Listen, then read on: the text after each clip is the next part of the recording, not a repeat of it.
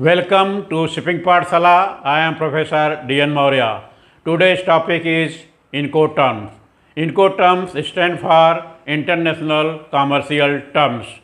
Incoterms are predefined commercial terms by International Chamber of Commerce, in brief we call ICC. These are most commonly used terms in international trade with same understanding by all the concerned throughout the world. Incoterms basically defines responsibility, risk and cost of buyer and seller. Similar terminology we also use shipping term. Shipping term is bit different. In shipping term it is defined basically the mode of transport, destination port and delivery time. Whereas Incoterms deal with responsibility, cost and risk of buyer and seller. As per Incoterm standard 2020, there are 12 number of Incoterms prevailing as on date. The first one is known as X work. We write in short Ex.W.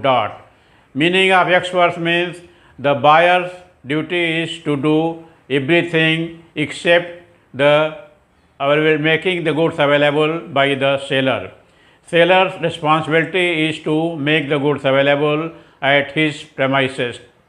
He can be manufacturer, so he can manufacture the goods at the factory, or he can be the trader, so he can procure the goods in the local market and put the stock in the warehouse. Thereafter, it is the duty of the buyer to collect the goods from that place and take it to his place.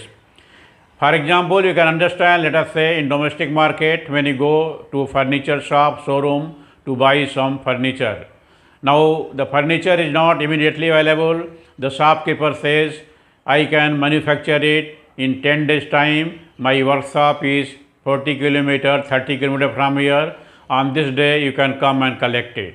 So on that day the buyer can go there with a tempo and collect the furniture, take it to home. So that is what is the meaning of X work in case of international trade. The buyer has to only make the goods available. Thereafter, everything lies on account of buyer. Seller has to make goods available at the factory, and thereafter everything will lie on account of buyer. Second Incoterms we call it free carrier, in brief FRC. FRC, free carrier, means the meaning of free is the buyer, not buyer, the seller is free from the responsibility. The moment the word free comes, free means it is the seller who becomes free from the responsibility. So FRC, free carrier, seller is free from the responsibility after he makes goods available to the place decided by the seller. It could be the CFS, notified CFS, it could be notified ICD, or it could be any other place as decided by the carrier, that is the carrier who is going to carry the goods in the ships. Third one is free alongside, FAS. Free alongside, in brief we say FAS. Now FAS means the goods are to be supplied at the side of the ship. If the ship is working at the main port, this is to be supplied at the jetty, at the wharf, and if it is working from midstream, then in the barges to be supplied at the anchorage point, in the midstream point where the work is going on. Remember, this agreement, that is these Incoterms are agreed between buyer and seller. So buyer and seller will agree, and accordingly the seller has to do the job up to that point. So that was the free alongside ship, FAS. Number fourth comes FOB, means free on board. Free means it is goods are not free of cost, but the seller becomes free from the responsibility after he loads the goods on board ship. So you say free on board, FOB. Thereafter other activities will be taken up by the buyer till the goods reaches to the place of destination. Fifth is cost and freight. We call it either CFR or we can also call it CNF, cost and freight. So under this, the seller is not only loading the goods on board ship, but also he is going to pay the freight to the carrier. So after paying the carrier, the freight responsibility of the seller is over. So here when I say CNF, what are the works the seller is doing? He is manufacturing the goods, bringing it to the custom place, getting his custom cleared, bringing to the port, loading on board ship, and then paying freight to the carrier. That becomes CNF. Then 6 is CIF, cost, insurance and freight. Similar to CNF, CFR, only additional thing here is that seller has to pay for the insurance. It means he has to buy the insurance by making the payment of the premium. This is the insurance for the marine cargo. So whatever goods are dispatched, the seller's duty is to buy the insurance. It means he has to pay the premium to the insurance company and take the insurance. But insurance is taken in the name of buyer, so the risk will always lie on the buyer. Remember here, the seller is not available at the place of discharge, place of unloading. Buyer is there. That's why the insurance is taken in the name of buyer. If any problem comes, the buyer can react and can get the insurance claim from the insurance company. Number 7 Incoterm is carriage paid to, CPT. Here seller pays freight up to the named destination. In case of CIF, he is paying only up to the port, discharge port. But when you say CPT, carriage paid to, he is paying up to named destination. That means including the cost of transportation at port of discharge, whether these goods are moving by road or by rail. Then number 8 is carriage insurance paid, CIP. Here similar to the CPT, carriage paid to, only additional thing that here the seller is also taking the insurance. So insurance is taken by the seller and goods are taken up to the goods, complete freight are paid for the goods by the seller. That is the sea freight as well as the freight which is applicable by road or rail at the discharge port. Remember, under this all the freight payable, all the transportation charges payable even at load port is also to be paid by the seller. Under everything except the what we call it X worth Ex.W, that is the only place where the seller is not going to pay any transportation charges. In case of free carrier, he is going to pay up to the place of the carrier. In case of other things, he is going to pay the freight, that is the transportation charges at the load port as well as freight if applicable depending upon the Incoterms. Then next is known as X key. X key means the goods are delivered, goods are loaded by the seller, it goes to the port of discharge. After ship reaches there, X key means X crane. It means the job of seller is only to get the goods unloaded and put it either on the wharf or on the tractor trailer provided by the buyer or on the conveyor. Remember here, very thin boundary, very thin line here. If the goods are lifted from the ship and placing on the truck, before placing on the truck, if the goods falls, responsibility is of the seller. But if the goods are placed on the truck and thereafter if something happens, responsibility goes to the buyer. So we say X key means his job is only to unload, the seller job is to unload the goods and keep it either at wharf or at truck or the conveyor as the case may be. Then next is delivered at place unloaded, DPU. Here the goods will be going to the port of discharge by the ship. He will discharge it, duty of the seller to get it discharged and deliver it to the place DPU and unload it. Let us say the place mentioned is port yard.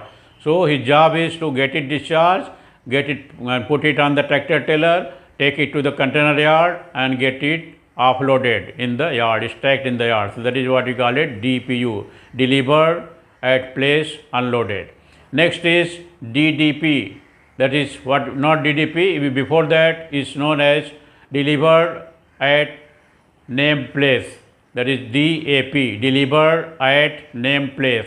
So deliver at named place means duty of the seller is to do everything and take the goods and supply to the buyer in his place. It could be either his factory, his godown, his shop, or could be before that whatever he mentioned could be sometimes CFS also. So, duty of the seller is to deliver the goods at the place where the buyer desires it. Then the last one is DDP. Number 12, delivered duty paid. Delivered duty paid, DDP we call it in short.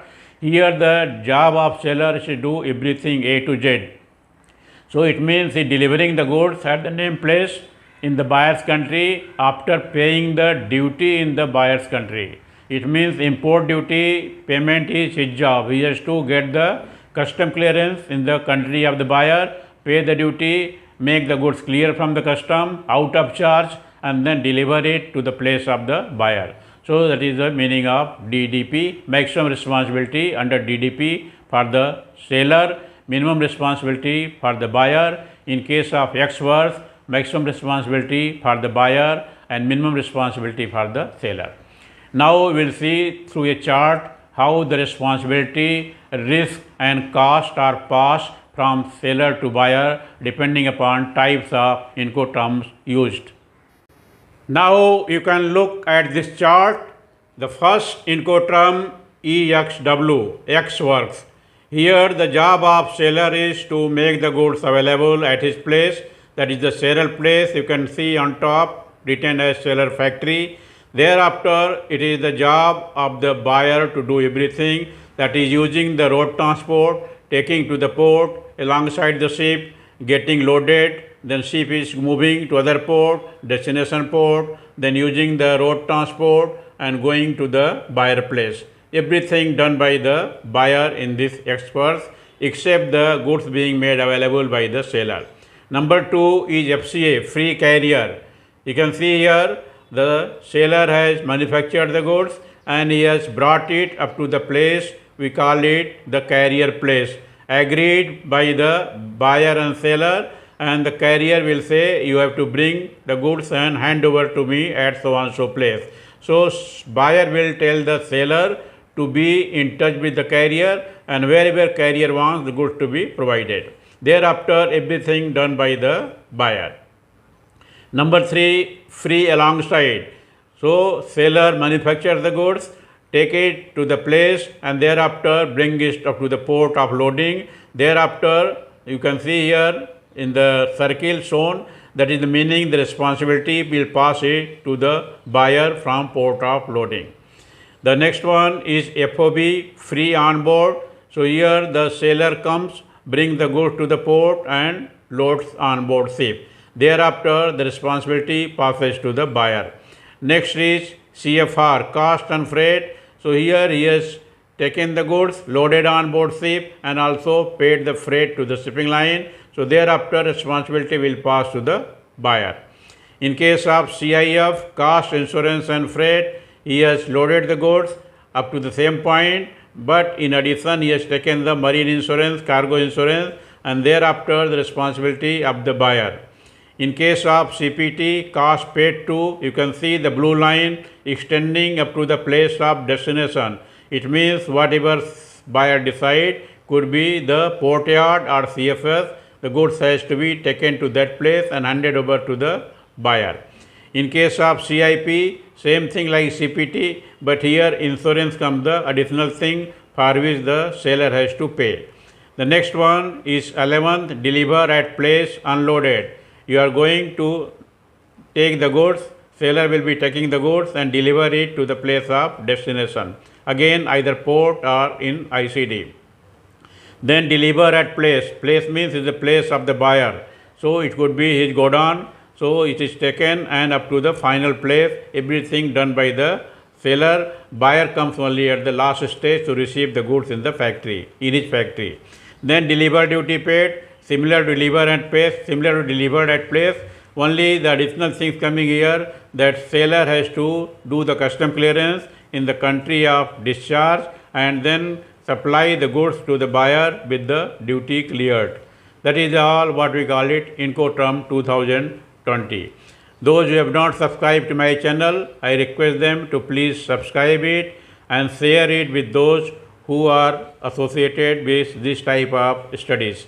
See you in next video. Till then, bye bye to everybody.